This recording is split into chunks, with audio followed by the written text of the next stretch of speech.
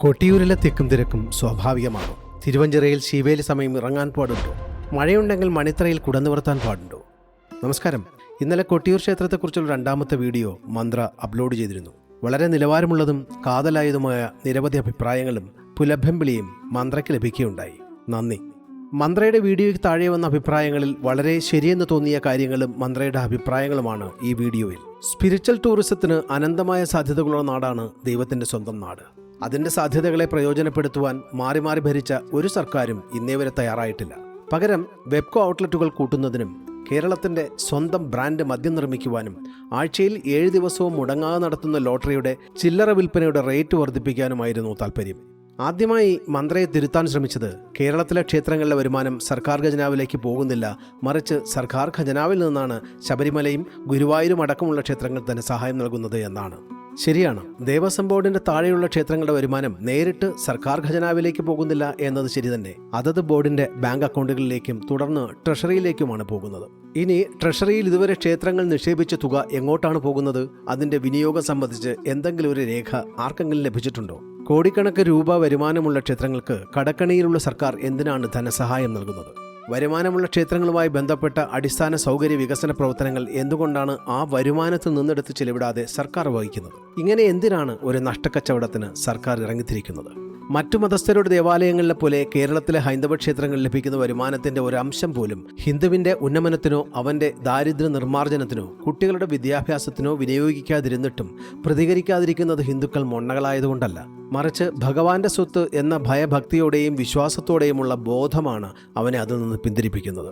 ആ വിശ്വാസത്തിന്റെ കടക്കലാണ് ചിലർ കത്തിവെച്ചത്. ഹിന്ദുവിന്റെ ആ ബോധത്തെയാണ് പലരും ചേർന്ന് മുതലെടുത്തത്. ഭഗവാന്റെ വരുമാനം മാത്രമല്ല, ധനവും കൊള്ളയടിച്ചത്.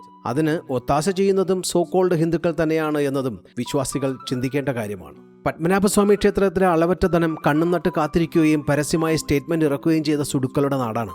കൊട്ടിയൂരിലെ തിക്കും തിരക്കും സ്വാഭാവികമാണോ? അതിൻ്റെ പിന്നിൽ അസ്വാഭാവികത എന്തെങ്കിലും ഉണ്ടോ എന്ന അന്വേഷണമോ വിശകലനമോ അല്ല മന്ത്ര ആ വീഡിയോയിലൂടെ നടത്തിയത്.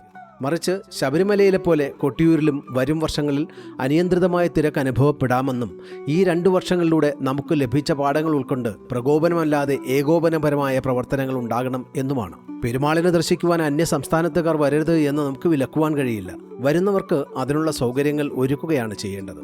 അല്ലെങ്കിൽ തന്നെ ക്രിമിനലുകളായ ബംഗ്ലാദേശികൾക്ക് വ്യാജ ആധാറും റേഷൻ കാർഡും ഒക്കെ നൽകി അന്യസംസ്ഥാന തൊഴിലാളി പട്ടം നൽകി അതിഥി ദേവോ ഭവ കളിക്കുന്ന നാടാണ് നമ്മുടേത്. അതിന്റെ പിന്നിലെ അജണ്ട എന്തെന്നതും പിന്നിൽ പ്രവർത്തിക്കുന്നത് ആരെന്നതും അന്വേഷിക്കേണ്ടതും ആക്ഷൻ എടുക്കേണ്ടതും നമ്മൾ തിരഞ്ഞെടുത്ത സർക്കാരുകളാണ്. പലരും തിരുനാവായയിൽ കുംഭമേള നടന്നപ്പോൾ ഇതിനേക്കാൾ അനിയന്ത്രിതമായ തിരക്കുണ്ടായിരുന്നുവല്ലോ, അവിടെയും അന്യസംസ്ഥാനത്തുകാർ ധാരാളമായി വന്നിരുന്നു, ഇത്തരത്തിൽ ഒരു അനിഷ്ട സംഭവങ്ങളും നടന്നില്ല എന്ന് ചൂണ്ടിക്കാട്ടി.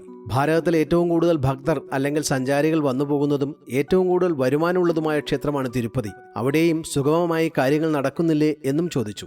തിരുനാവായയും കൊട്ടിയൂരും തമ്മിൽ വളരെ വ്യത്യാസമുണ്ട്. അതുപോലെ തന്നെയാണ് തിരുപ്പതിയും കൊട്ടിയൂരും. ഇവ തമ്മിൽ താരതമ്യം ചെയ്യുവാൻ കഴിയില്ല. പക്ഷേ അവരുടെ ഓർഗനൈസിംഗ് ടെക്നിക്കുകൾ ഒരു പരിധിവരെ നമുക്ക് കോപ്പി ചെയ്യുവാൻ കഴിയും. കൊട്ടിയൂർ കരിങ്കല്ലിനാൽ കെട്ടി ഉയർത്തിയ ഒരു ക്ഷേത്രമല്ല, അതൊരു യാഗഭൂമിയാണ്. പരിമിതികൾ ഏറെയുള്ള ഒരു കുടിയേറ്റ ഭൂമി. തിരുവഞ്ചിറയിൽ കല്ലുപാകിയതും കയറി നിൽക്കുവാൻ ഇരുമ്പ് ഷെഡ് കെട്ടിയത് പോലും ചെയ്യാൻ പാടില്ലാത്ത പ്രവൃത്തികളാണ്. ആചാര അനുഷ്ഠാനങ്ങളാൽ കേരളത്തിന്റെ മറ്റ് ക്ഷേത്രങ്ങളിൽ നിന്ന് വളരെ വ്യത്യസ്തമാണ് കൊട്ടിയൂർ പെരുമാൾ ക്ഷേത്രം. മറ്റൊരു ക്ഷേത്രത്തിലും കാണുവാൻ കഴിയാത്ത നിരവധി വൈവിധ്യങ്ങളായ ആചാരക്രമങ്ങൾ ഇവിടെയുണ്ട്.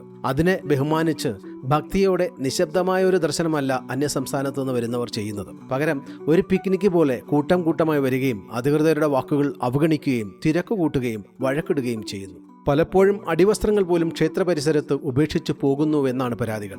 തിരുവഞ്ചിറയിൽ ശീവേലി സമയം ഇറങ്ങാൻ പാടില്ലെന്നവർക്കറിയില്ല. മണിത്തറയിൽ കയറിയാൽ നിശബ്ദത പാലിക്കണമെന്നറിയില്ല. മഴയുണ്ടെങ്കിൽ പോലും മണിത്തറയിൽ കുടനിവർത്തി പിടിക്കാൻ പാടില്ലെന്നറിയില്ല. ഇങ്ങനെ പോകുന്നു നമ്മുടെ ആവലാതികൾ. പരാതികളല്ല, പരിഹാരങ്ങളാണ് നമുക്ക് ആവശ്യം. അക്കരെ സന്നിധാന പരിസരത്ത് ഒരേ സമയം ഉൾക്കൊള്ളുവാൻ കഴിയുന്ന ആളുകൾക്ക് പരിമിതിയുണ്ട്.